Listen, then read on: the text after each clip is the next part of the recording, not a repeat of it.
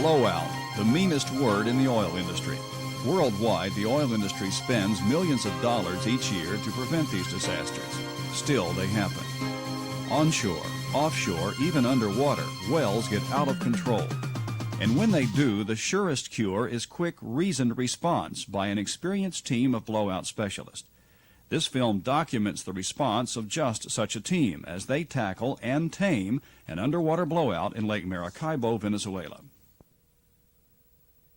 When the Venezuelan oil company Lagavin took control of a new concession in the south end of Lake Maracaibo, they inherited serious trouble. Only days before the concession changed hands, the previous operator lost control of a well during completion. Fire broke out. Parts of the platform and the rig were lost. Thankfully, there were no injuries to the crew. The platform and the rig slumped to the bottom in 85 feet of water. Fortunately, this end of the lake is lightly populated. There is only a small fishing village 5 miles from the blowout, and the people were taking matters in stride.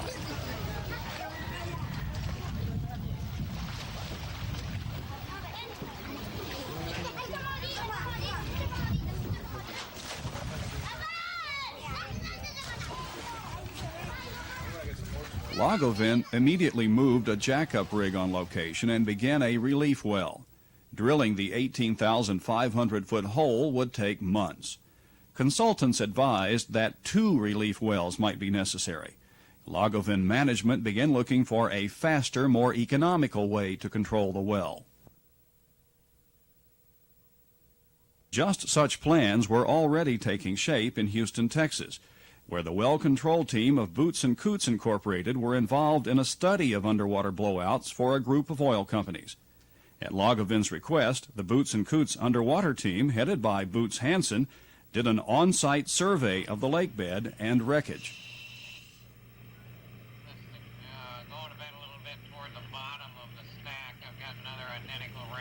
The underwater survey found the conductor string bent over 15 feet above the bottom. The bent conductor carried the oil and gas and the fire out away from the remaining 2 legs of the platform. The underwater inspection gave Hansen vital clues about the sequence of events as the rig and platform collapsed. He was as sure as years of experience could make him that the drill pipe had dropped to the bottom of the hole, and there was no tension on the casing. If he was right, the casing could be safely cut. Hansen and his team worked out a 12-step plan. They would set a new platform over the well, cut away the bent casing, and stab a new wellhead assembly over the straight stub of the casing. Blowout preventers then could lock the new stack in place. A diverter and flare lines atop the stack would carry the oil and fire away from the new platform. Snubbing equipment would do the rest. With the well blowing nearly 8,000 barrels of oil a day, time was precious. Lagavin awarded Boots and Coots the general contract to kill the well. Back in Houston, Texas, Boots and Coots immediately assigned team members to various aspects of the mobilization, and work began. To handle the work platform and other specialized equipment, a 600-ton derrick barge was selected. 14 days later, the barge was loaded.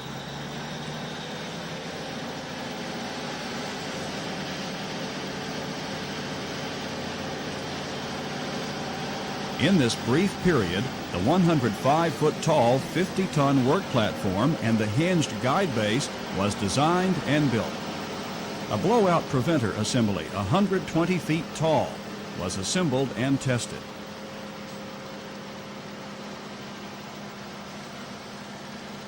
Diving equipment was selected and placed on board. Snubbing equipment, a wide range of downhole and fishing tools, a storehouse of spares, materials and tools to cope with any imaginable situation were loaded on board and secured for the tow.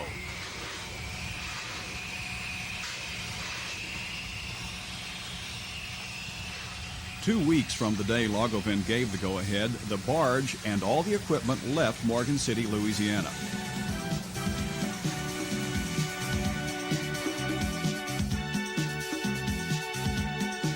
16 days later, it arrived in Venezuela with everything needed to control the well. On location, the first job is to position the barge to take advantage of the prevailing winds. 8 16,000-pound anchors hold the derrick barge in place against the high winds that sweep the lake during this time of year. Streams of water from monitors on the barge shield men and equipment from the heat generated by the fire.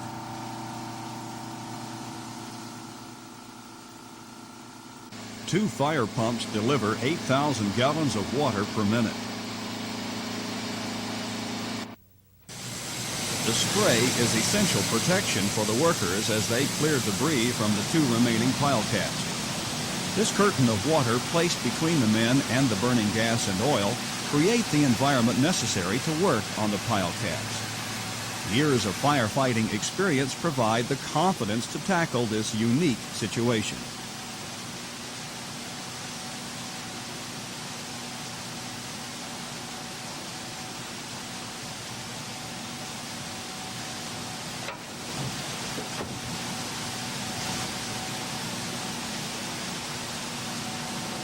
These pilings later helped position and anchor the new platform. The well-killing operations did not interfere with log-of-in crews working with skimmers and booms to get the oil off the water. With the well flowing nearly 8,000 barrels of oil a day, this was a monumental task. The first task facing the divers is to remove the debris from the lake bed. This must be done before the work platform is set in place. Visibility underwater is limited to 2 or 3 feet, yet divers must identify the twisted pieces of steel and attach slings. Throughout the salvage operation, divers must take special care not to disturb the conductor pipe. The original BOP stack was a particular problem. It fell near the conductor, which then bent over the stack. The BOP stack has to be removed before the guide base can be placed. Pulling the stack from either direction would be risky. If the conductor broke at this stage, the job could be over. Divers using underwater burning torches cut the BOP in half, then remove one half from one side of the conductor and the remaining half from the other side.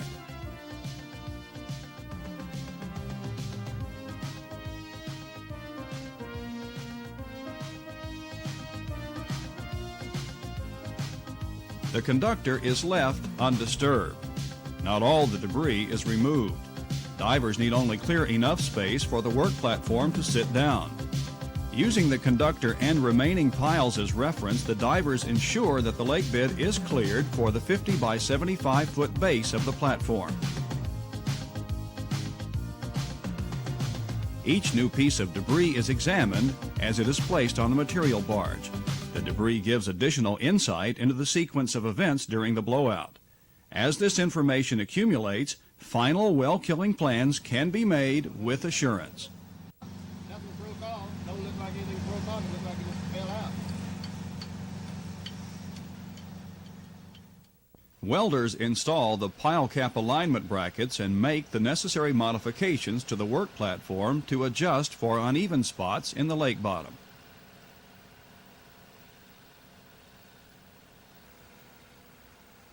Setting the new work platform in the proper place is the next important step. This 50-ton structure must be precisely positioned around the conductor. The center of the platform has to be aligned exactly with the conductor where it comes out of the lake bed. With the tug observing from a second vantage point, the crane operator eases the massive platform into position.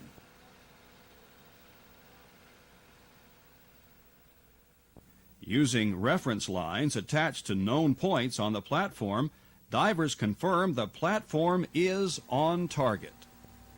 Pilings through the 4 legs of the jacket pin the structure to the lake bottom. The pilings then are welded to the jacket.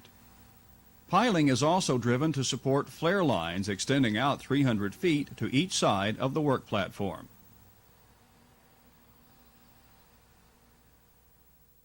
With the work platform in position and secured to the lake bed, divers began stripping away the steel reinforced concrete coating, exposing the 20-inch conductor pipe.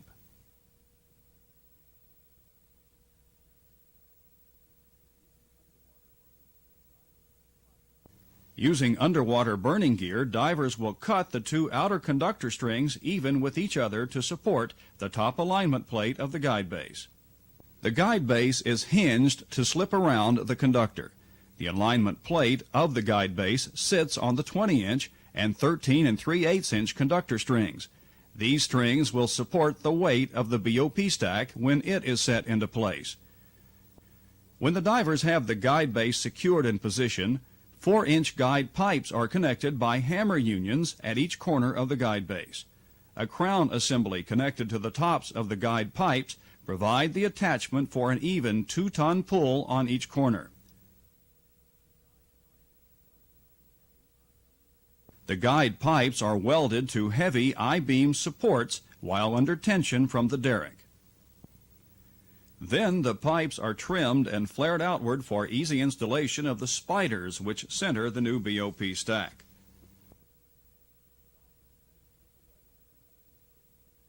The divers then strip away the remaining strings of the conductor, leaving the 7-inch casing exposed up to the 90-degree bend.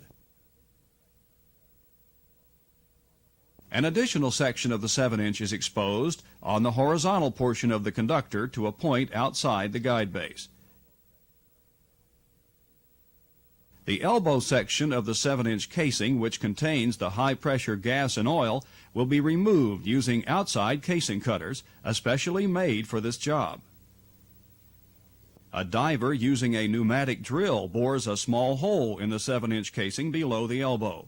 A probe inserted into the hole gives final confirmation that the drill string dropped into the well.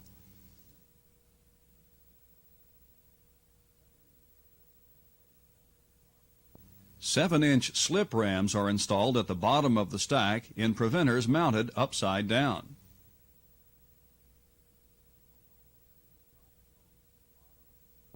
A light steel guide cone at the bottom of the BOP assembly will help guide the stack over the casing stub. The cone is designed to collapse when the heavy stack sits down on the guide base. In the early morning hours of the 20th day, the 120-foot-tall blowout preventer stack is prepared for positioning within the guide pipes. 76 tons poised in readiness to complete its mission. A second barge with 2 more fire pumps has been positioned between the work platform and the derrick barge. Pumps on the 2 barges can provide up to 16,000 gallons of water per minute. After 19 consecutive 24-hour days, the moment that everyone had been working toward was close at hand. With wind and weather conditions right, the commitment was made. The BOP stack will be positioned above the center line of the well. Spiders center the BOP stack in the guide frame. As the BOP assembly is lowered into a position just above the elbow, the spiders are engaged and bolted around the guide pipes to ensure that alignment is maintained when the bend in the casing is removed. 4-inch Schedule 80 pipe was selected instead of wire rope for the guide system. This provided added lateral support in the fierce turbulence after the casing is cut.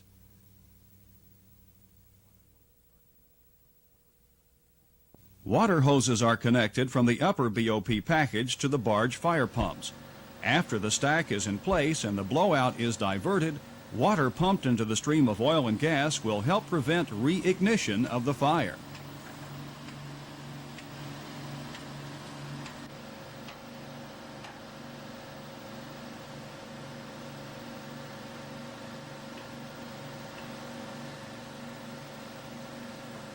The casing cutters are prepared to make the final cuts. The 2 cutters will cut the bend out of the 7-inch casing, leaving a straight stub sticking up about 7 feet above the guide base.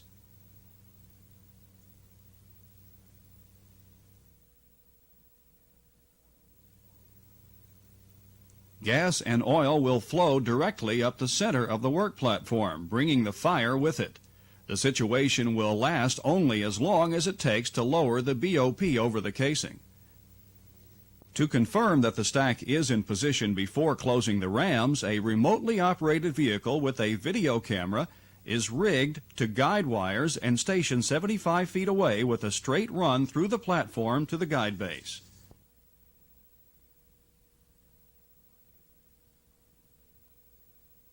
Live pictures from the camera carried by cable to the deck will give an immediate and close-up look at the connection between the stack and the casing stub.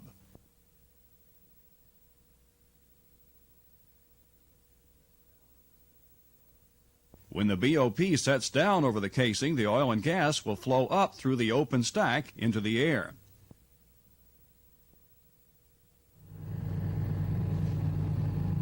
A blanket of water is spread over the work platform to separate the fire on the surface of the lake and the oil and gas flowing out of the BOP.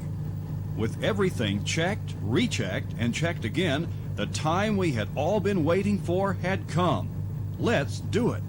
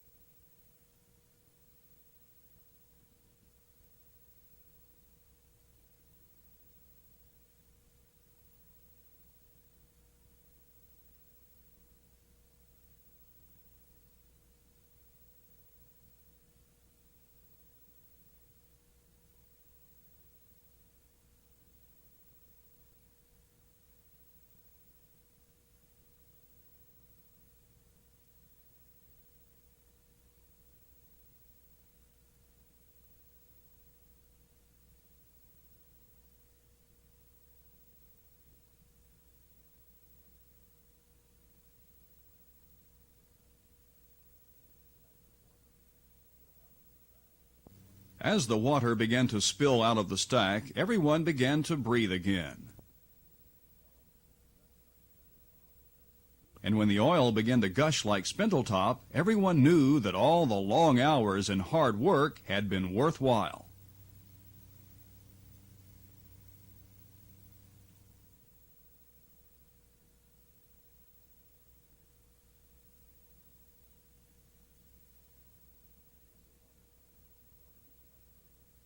The underwater camera confirms a perfect stab over. The slip rams and the pipe rams close, sealing the BOP assembly to the casing. A diver dons his helmet to go down to set the locking stems on the BOP. He finds the stack is centered perfectly with the guide base. Crews disconnect the water lines and install a choke manifold and the flare lines. The flare lines will divert the heat and noise from where the snubbing crew will be working. Seeing the 8,000 barrels of oil per day shooting 350 feet into the air gives some indication of the tremendous forces involved. In the evening of the 20th day, the well is placed on flare lines under control.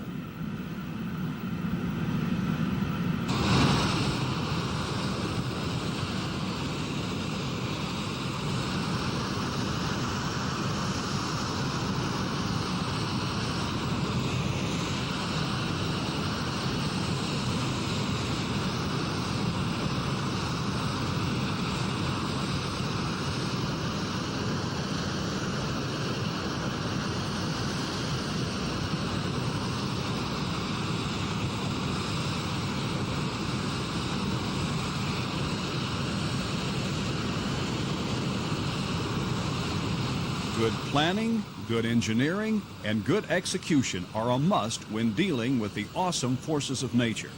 This calls for experience and skill.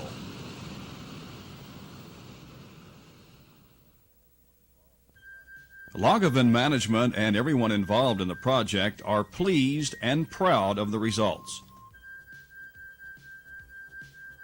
A potentially disastrous situation handled safely, quickly, and at a fraction of the cost of conventional methods.